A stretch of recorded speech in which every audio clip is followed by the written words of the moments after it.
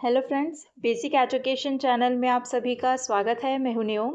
इस वीडियो में हम छत्तीसगढ़ करंट अफेयर्स के कुछ इंपॉर्टेंट क्वेश्चन सॉल्व करेंगे जो आपके आने वाले सीजी व्यापम और एडीओ एग्ज़ाम के लिए महत्वपूर्ण हो सकता है। तो चलिए वीडियो स्टार्ट करते हैं। आज का पहला प्रश्न है, हाल ही में प्रदेश की नवीनतम औद्योगिक नीति 2024 से 2030 का उद्घाटन किया गया।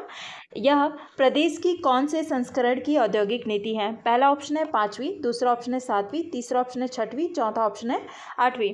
तो इसका राइट आंसर हो जाएगा ऑप्शन तीसरा 6वीं। अगला प्रश्न है, सोनगुड़ा जलप्रपात किस जिले में स्थित है? पहला ऑप्शन है जांजगीर चांपा, दूसरा ऑप्शन है खैरागढ़, तीसरा ऑप्शन है गरियाबंद, चौथा ऑप्शन है रायपुर। तो सोनगुड़ा ये जलप्रपात है जांजगीर चांपा में, यानी ऑप्शन पहला इसका राइट आंसर हो जाएगा।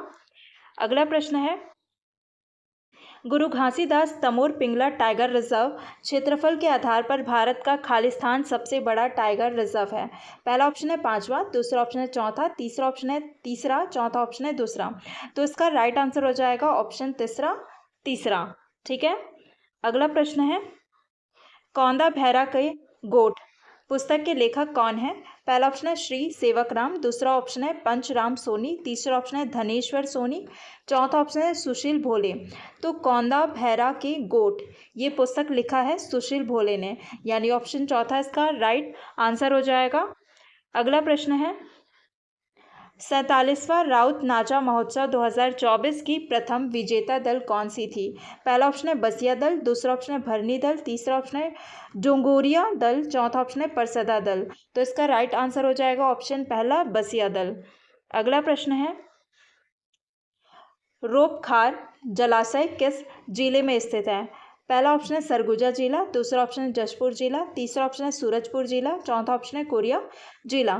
तो रोपखार जलाशय ये स्थित है सूरजपुर जिले में, यानी ऑप्शन तीसरा इसका राइट आंसर हो जाएगा। अगला प्रश्न है, 31वां अंतर्राष्ट्रीय बौद्ध सम्मेलन का आयोजन किस स्थान पर हुआ? पहला ऑप्शन है सिरपुर, दूसरा ऑप्शन है रायचूर, तीसरा ऑप्शन है डोंगरगढ़, चौथा ऑप्शन है रतनपुर। तो 31वां अंतर्राष्ट्रीय बौद्ध सम्मेलन का आयोजन हुआ था डोंगरगढ़ में, यानी ऑप्शन तीसरा इसका राइट आंसर हो जाएगा। अगला प्रश्न है, बस्तर ओलंपिक 2024 का शुभंकर किसे बनाया गया? पहला ऑप्शन है सफ़ेद बाघ, दूसरा ऑप्शन है काला तेंदुआ, तीसरा ऑप्शन है बछरू, चौथा ऑप्शन है वन भैंसा व पहाड़ी मैना। तो बस्तर ओलंपिक 2024 का शुभंकर बनाया गया था वन भैंसा और पहाड़ी मैना को, यानी ऑप्शन चौथा इसका राइट आंसर हो जाएगा। अगला प्रश्न है, माँ अंगार मोती मेला का आयोजन दीपावली के बाद प्रथम शुक्रवार को किस जिले में होता है? पहला ऑप्शन है गरियाबंद, दूसरा ऑप्शन है महासमुंद, तीसरा ऑप्शन है कांकेर, चौथा ऑप्शन है धमतरी। तो इसका आयोजन होता है धमतरी जिले में, यानी ऑप्शन चौथा इसका राइट आंसर हो जाएगा।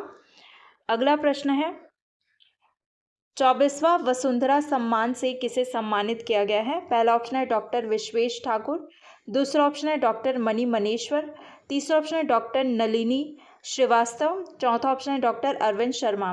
तो 24वां वसुंधरा सम्मान से सम्मानित किया गया है डॉक्टर विश्वेश ठाकुर को, यानी ऑप्शन पहला इसका राइट आंसर हो जाएगा।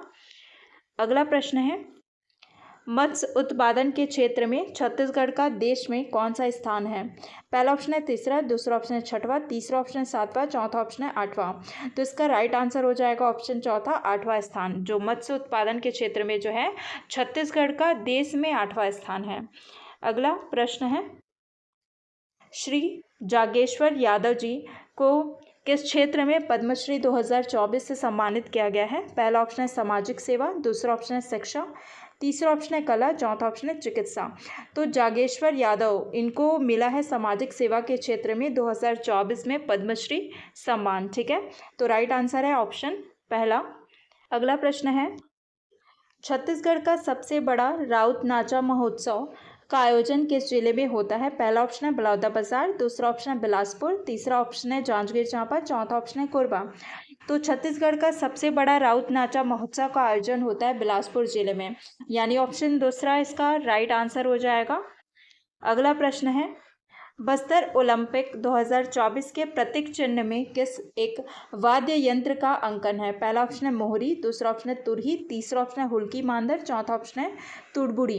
तो इसका राइट आंसर है ऑप्शन दूसरा तुरही। अगला प्रश्न है, 48वां रामगढ़ महोत्सव का आयोजन हुआ। इस सांस्कृतिक आयोजन का संबंध किस ग्रंथ से है? पहला ऑप्शन है कुमार संभवम, दूसरा ऑप्शन है मेघदूतम, तीसरा ऑप्शन है रघुवंशम, चौथा ऑप्शन है ऋतु संहारम। तो इसका राइट आंसर है ऑप्शन दूसरा मेघदूतम। अगला प्रश्न है, प्रदेश के स्थानीय खिलाड़ियों द्वारा ओलंपिक खेलों में स्वर्ण पदक जीतने वाले खिलाड़ियों को राज्य सरकार के द्वारा कितनी प्रोत्साहन राशि प्रदान की जाएगी? पहला ऑप्शन है 75 लाख, दूसरा ऑप्शन है 1 करोड़, तीसरा ऑप्शन है 2 करोड़, चौथा ऑप्शन है 3 करोड़। तो इसका राइट आंसर है ऑप्शन चौथा 3 करोड़। अगला प्रश्न है, चोरी हुए वाहनों का पता लगाने के लिए छत्तीसगढ़ पुलिस द्वारा विकसित मोबाइल ऐप का नाम है। पहला ऑप्शन है अन्वेषण, दूसरा ऑप्शन है सुविधा, तीसरा ऑप्शन है सवारी, चौथा ऑप्शन है सशक्त। तो इसका राइट आंसर हो जाएगा ऑप्शन चौथा सशक्त। अगला प्रश्न है, देश का पहला एवं सबसे बड़ा सोलर एनर्जी बैटरी स्टोरेज किस जिले में स्थापित किया गया है? पहला ऑप्शन है राजनांदगांव, दूसरा ऑप्शन है दुर्ग, तीसरा ऑप्शन है कबीरधाम, चौथा ऑप्शन है सूरजपुर। तो इसका राइट आंसर है ऑप्शन पहला राजनांदगांव। अगला प्रश्न है, ऑपरेशन मुस्कान किस क्षेत्र से संबंधित है? पहला ऑप्शन है नशे के विरुद्ध जागरूकता अभियान से, दूसरा ऑप्शन है नक्सल विरोधी कार्यक्रम से, तीसरा ऑप्शन है लापता बच्चों की खोजबीन अभियान से, चौथा ऑप्शन है इनमें से कोई नहीं। तो ऑपरेशन मुस्कान ये संबंधित है लापता बच्चों की खोजबीन अभियान से, यानी ऑप्शन तीसरा इसका राइट आंसर हो जाएगा। अगला प्रश्न है, कोल मंत्रालय रिपोर्ट 2024 के अनुसार भारत का सर्वाधिक कोयले का भंडार किस राज्य में है? पहला ऑप्शन है उड़ीसा, दूसरा ऑप्शन है पश्चिम बंगाल, तीसरा ऑप्शन है छत्तीसगढ़, चौथा ऑप्शन है झारखंड। तो कोल मंत्रालय रिपोर्ट 2024 के अनुसार भारत का सर्वाधिक कोयले का भंडार है उड़ीसा राज्य में, यानी ऑप्शन पहला इसका राइट आंसर हो जाएगा। तो आज के वीडियो में बस इतना ही। वीडियो अगर पसंद आया होगा तो वीडियो को लाइक शेयर कीजिएगा और चैनल को सब्सक्राइब कीजिएगा। मिलते हैं अगली क्लास में।